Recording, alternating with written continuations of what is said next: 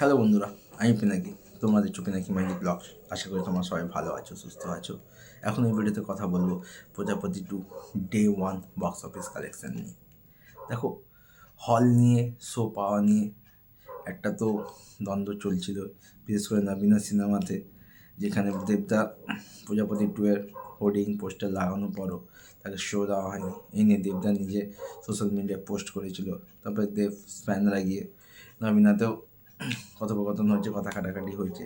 তা সত্ত্বেও 3 বড় সিনেমা এসছে, মিথিন মাসি, লব গৌরাঙ্গের নাম রে এবং প্রজাপতি 2। তা সত্ত্বেও দেবদাই।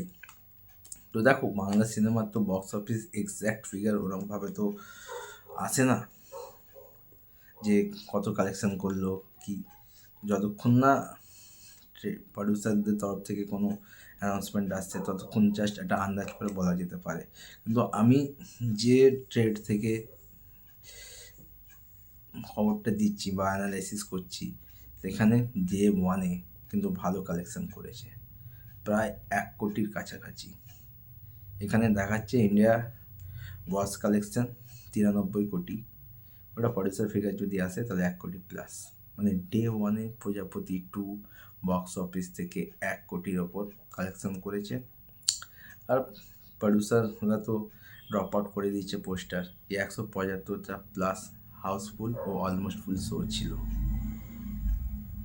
তো প্রজাপতি 2 ডে 1 1 কোটির ওপর কালেকশন করছে। 175টার ওপরে হাউসফুল ও অলমোস্ট ফুল শো ছিল। তো দেবদা মিঠুনদা আবার বক্স অফিসে ঝড় তুলে দিয়েছে। এই ঝড়টা কোথায় গিয়ে থামে সেটাই দেখার। এবার শুক্র, শনি, রবি এই ঝড় আরও বাড়বে। ভিডিও ভালো লাগলে লাইক করো, কমেন্ট করো, শেয়ার করো। দেখা হচ্ছে নতুন ভিডিও নিয়ে। টাটা।